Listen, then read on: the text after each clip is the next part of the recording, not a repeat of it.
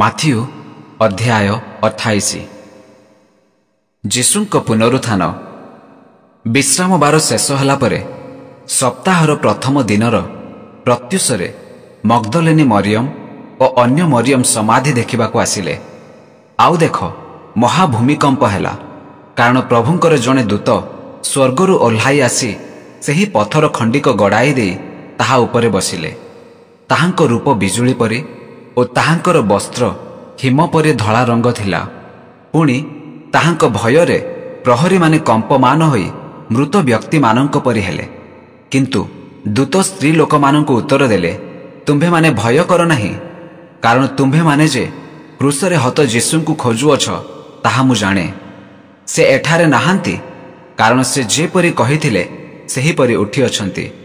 ଆସ, ସେ ଯେଉଁଠାରେ ଶୋଇଥିଲେ ସେହି ସ୍ଥାନ ଦେଖ। ଆଉ ତୁମ୍ଭେମାନେ ଶୀଘ୍ର ଯାଇ ତାହାଙ୍କ ଶିଷ୍ୟମାନଙ୍କୁ କୁହ, ସେ ମୃତମାନଙ୍କ ମଧ୍ୟରୁ ଉଠିଅଛନ୍ତି। ପୁଣି ଦେଖ, ସେ ତୁମ୍ଭମାନଙ୍କ ଆଗେ ଗାଲିଲିକୁ ଯାଉଅଛନ୍ତି। ସେଠାରେ ତୁମ୍ଭେମାନେ ତାହାଙ୍କର ଦର୍ଶନ ପାଇବ। ଦେଖ, ମୁଁ ତୁମ୍ଭମାନଙ୍କୁ କହିଲି। ଏଥିରେ ସେମାନେ ଭୟ ଓ ମହାନନ୍ଦରେ ସମାଧି ନିକଟରୁ ଶୀଘ୍ର ଚାଲିଯାଇ ତାହାଙ୍କ ଶିଷ୍ୟମାନଙ୍କୁ ସମ୍ବାଦ ଦେବା ପାଇଁ ଦୌଡ଼ିଲେ। ଆଉ ଦେଖ, ଯୀଶୁ ସେମାନଙ୍କୁ ସାକ୍ଷାତ କରି କହିଲେ, ତୁମ୍ଭମାନଙ୍କର ମଙ୍ଗଳ ହେଉ। ତହୁଁ ସେମାନେ ନିକଟକୁ ଆସି ତାହାଙ୍କ ପାଦ ଧରି ତାହାଙ୍କୁ ପ୍ରଣାମ କଲେ। ସେଥିରେ ଯୀଶୁ ସେମାନଙ୍କୁ କହିଲେ, ଭୟ କର ନାହିଁ। ତୁମ୍ଭେମାନେ ଯାଇ ମୋହର ଭାଇମାନଙ୍କୁ ଜଣାଅ, ସେମାନେ ଗାଲିଲିକୁ ଯାଆନ୍ତୁ। ସେଠାରେ ସେମାନେ ମୋହର ଦର୍ଶନ ପାଇବେ। ପ୍ରହରୀମାନଙ୍କର ବିବୃତ୍ତି। ସେମାନେ ଯାଉଥିବା ସମୟରେ ଦେଖ, ପ୍ରହରୀ ଦଳ ମଧ୍ୟରେ କେତେକ ଜଣ ନଗରକୁ ଯାଇ ସେହି ସମସ୍ତ ଘଟଣାର ବିବରଣ ପ୍ରଧାନ ଯାଜକମାନଙ୍କୁ ଜଣାଇଲେ।